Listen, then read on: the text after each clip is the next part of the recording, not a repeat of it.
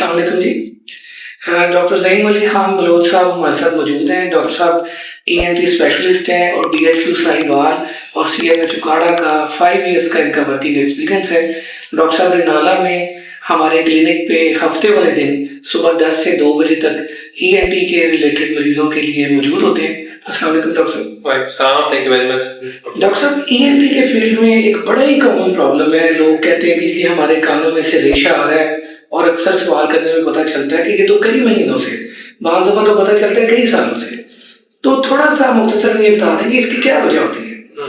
اچھا، سب سے جو ہے کامن جو ہے وجہ ہے یا جو مین ریزن ہے، جب بھی آپ کو اسپیشلی 3 منتھ سے اگر کوئی زیادہ پیشنٹ کمپلین کرے کہ میرے کان سے ریشہ آ رہا ہے، تو اس کا سمپل یہ ہے کہ اس کے پردے میں سوراخ ہو گیا ہے.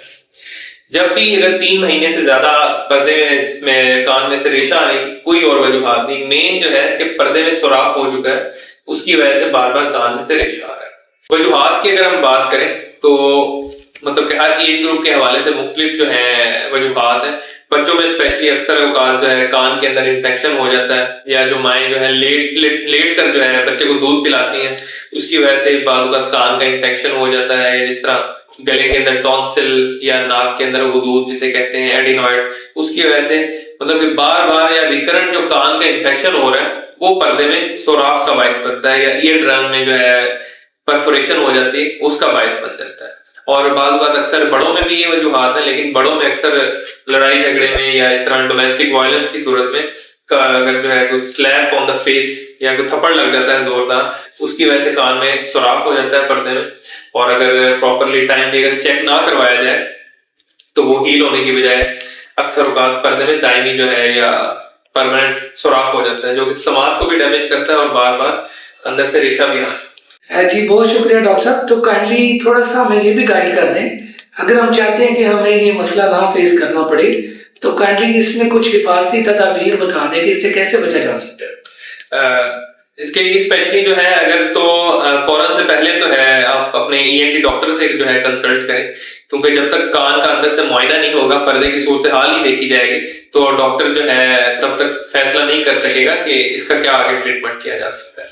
تو اگر تو 3 مہینے سے زیادہ آپ کو ڈسچارج آ رہا ہے تو اس کا بیسٹ حل یہ ہے کہ اس کو مکمل طور پر پانی سے بچائیں، اور ہرگز کسی بھی قسم کا جو ہے آپ کو ایئر ڈراپ یا اکثر کانوں کی صفائی جو ہے ہم کامنلی جو ہے ایک کویگری اسے میں کہوں گا کہ ہائیڈروجن پر آکسائڈ سے کان جو ہے وہ واش کرنا شروع کر دیے جاتے ہیں.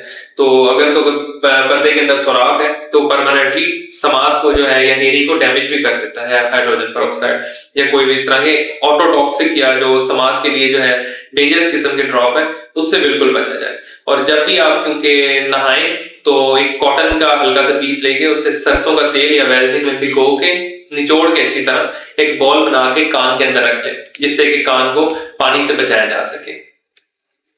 جی شکریہ ڈاکٹر صاحب. اور اگر کوئی کان کے ریشے والا مریض آتا ہے جس کو مہینوں سے ریشہ چل رہا ہے، اور لیٹ سپوز کہ اگر وہ کوئی انفیکشن کی وجہ سے ہے، تو مختصراً بتائیے گا کہ اس کا ٹریٹمنٹ کیا ہے. اچھا، کان میں اگر آپ کے پردے سب سے پہلے تو اس کی جو آپ نے احتیاطی تدبیر کرنی ہے کہ کان کو جو ہے پانی سے بچانا، تاکہ اس میں جو ہے بار بار انفیکشن نہ ہو.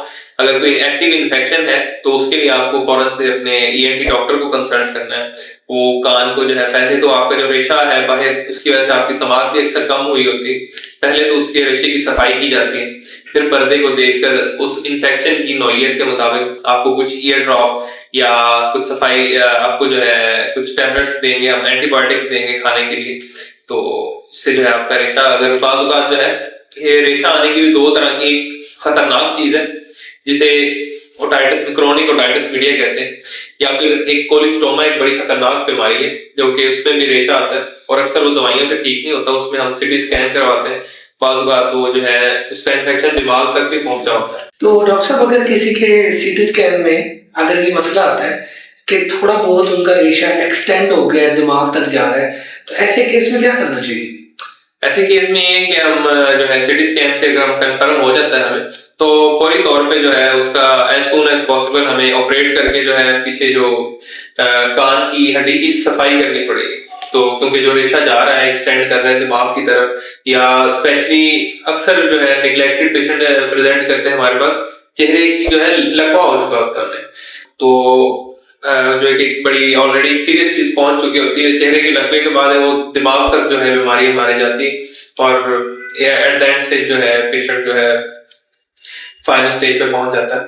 تو اس کی صورتحال جو ہے اس میں اس کا ٹریٹمنٹ جو ہے ہمارے پاس یہی ہے کہ ہم جو ہے اس کی جو کان کی ہڈیوں کی ہے صفائی کر دیتے ہیں, اس بیماری جو ہے ساری نکال لیتے ہیں, جو بھی ایبسس ہے اس کو ہم ڈرین کر دیں گے تو نارمل. جی بہت شکریہ ڈاکٹر صاحب.